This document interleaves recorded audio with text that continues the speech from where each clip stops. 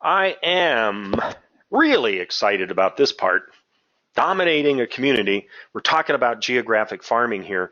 Part of this is going to feel a little bit about a lecture, so I'm going to apologize right up front. But I'm passionate about this. I've made a lot of money doing geographic farming. There's a lot of realtors out there still today that depend on their geographic farms for consistent, ongoing business.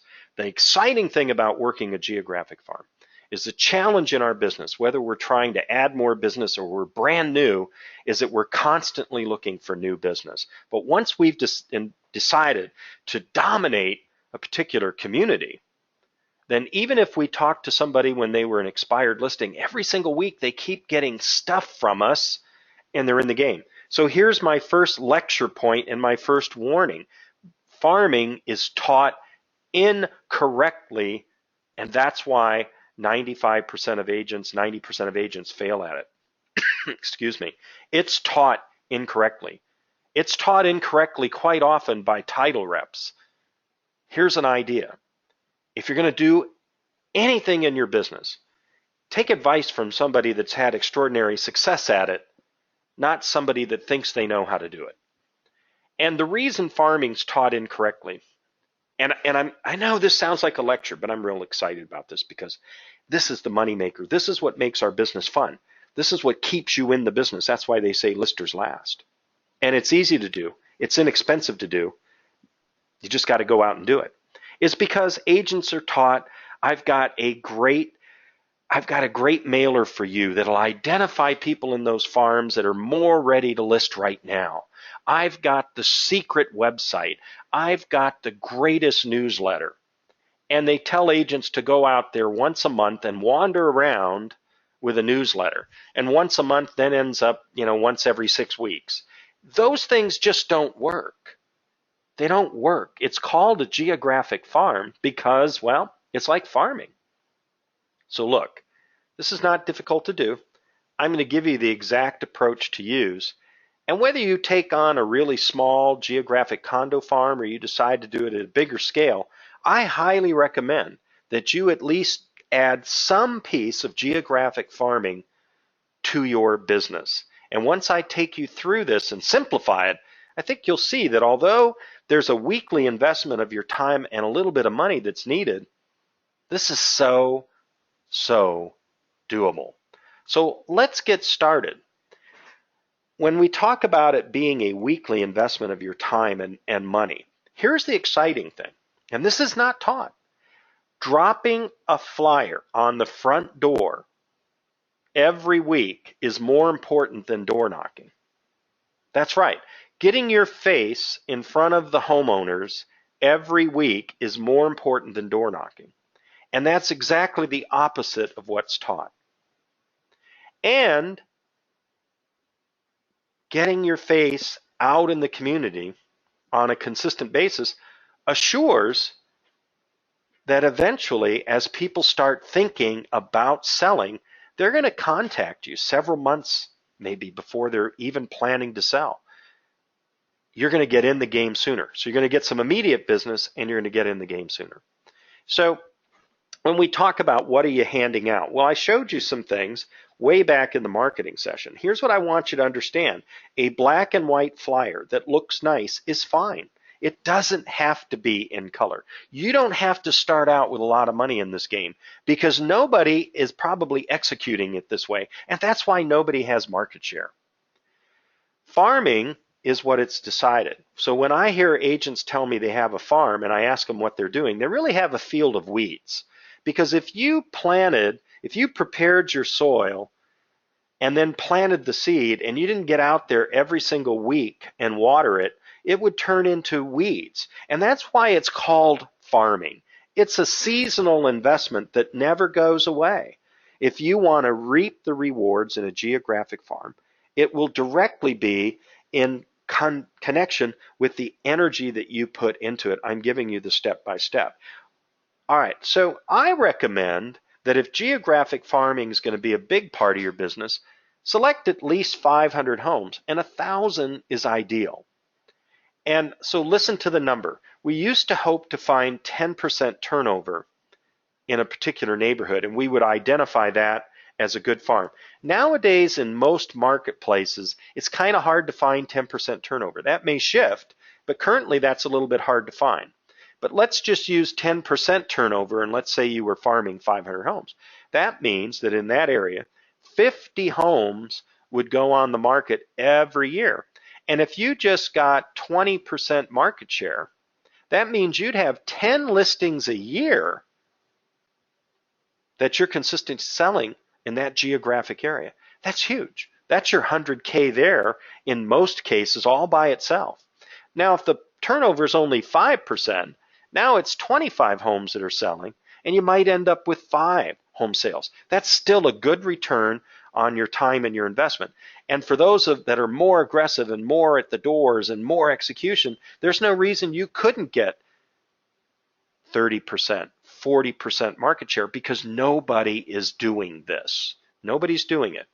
All right, so let me just digress for a moment. Look, condominiums are a good thing to farm. Here's why. 125 condominiums is where I started my business. And from the 125 condos that I did, they were nice condos, but nevertheless, the doors were real close to each other. It took me about an hour a week to distribute my flyers and hang them on the front door.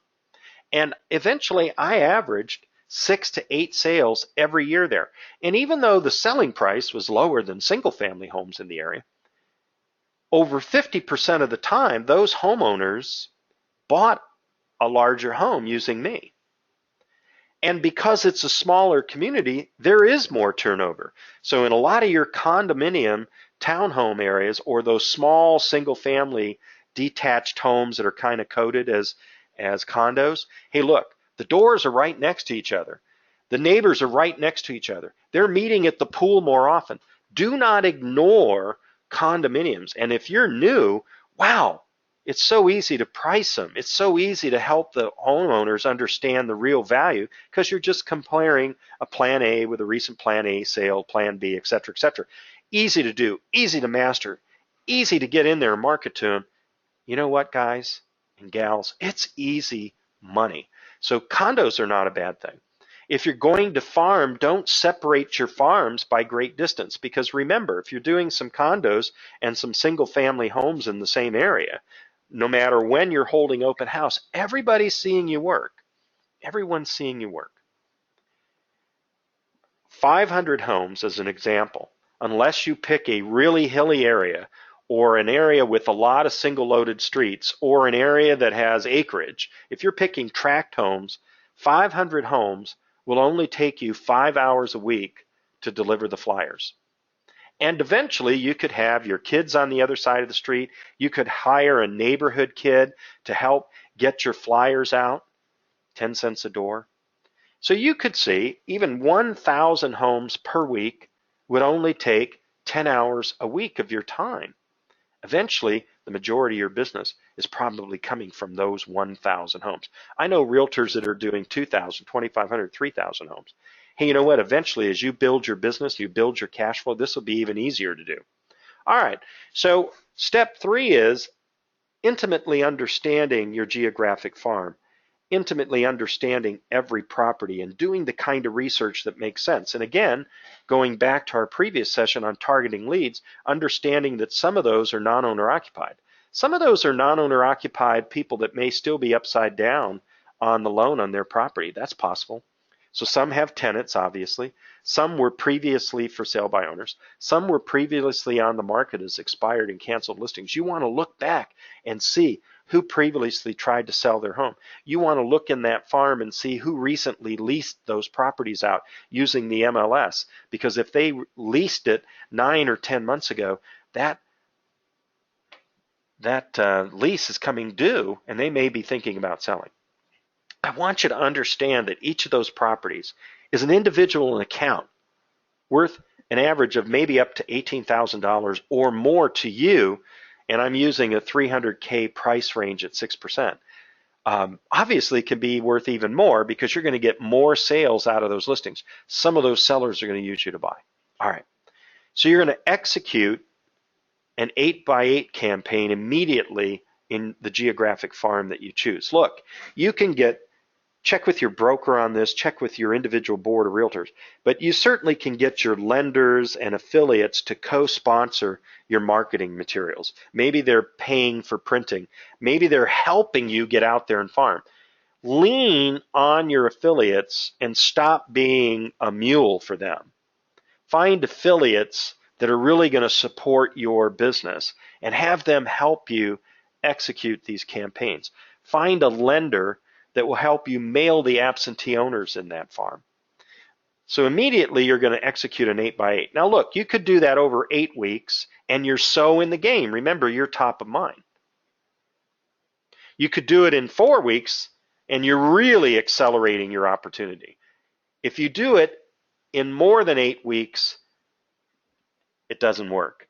Look, farming is seasonal. You got to be out there every single week, a minimum 36 times per year. So you're going to drop or mail 36 times at the door every year forever. If you could do 48, do 48. The minimum's 36. And look, it's better for you to drop. It's better for you to get out in the marketplace.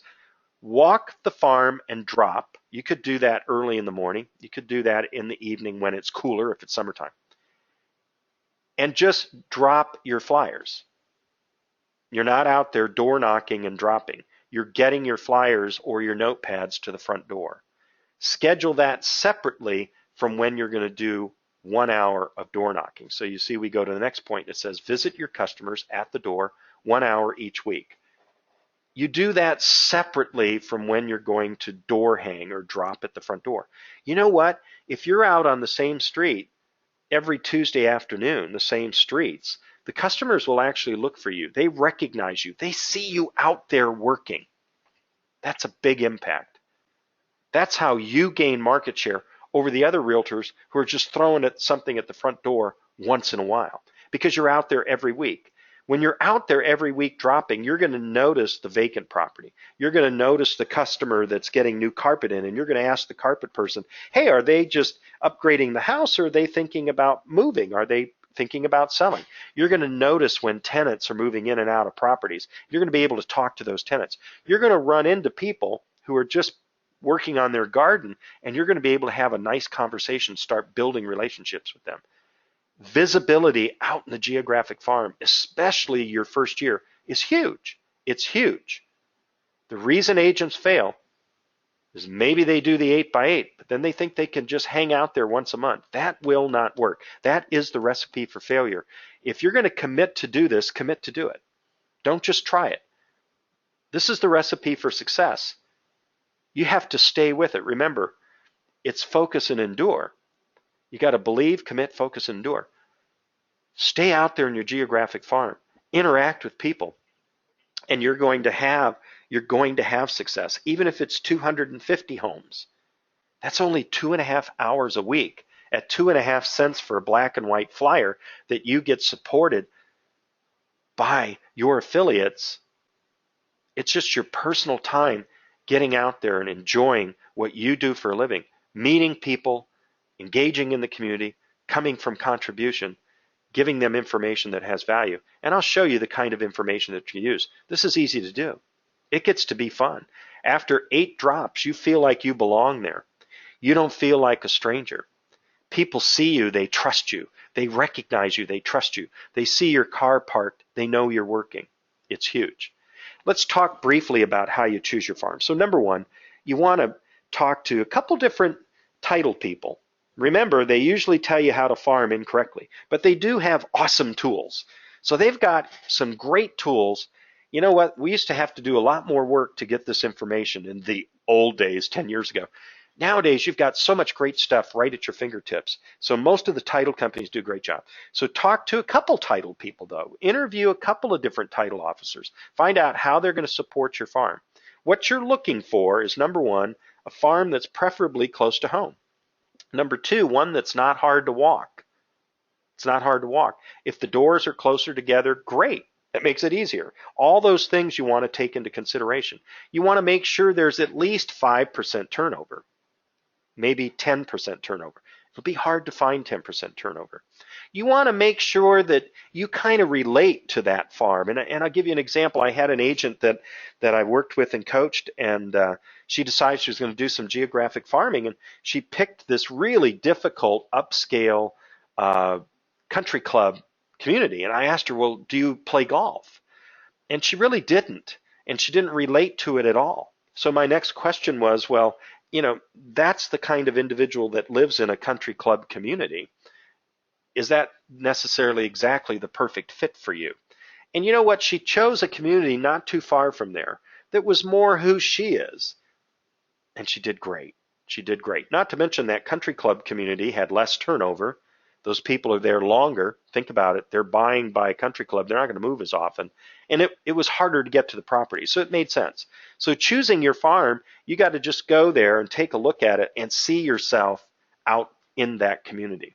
See yourself getting involved. We'll show you the next piece here in that community.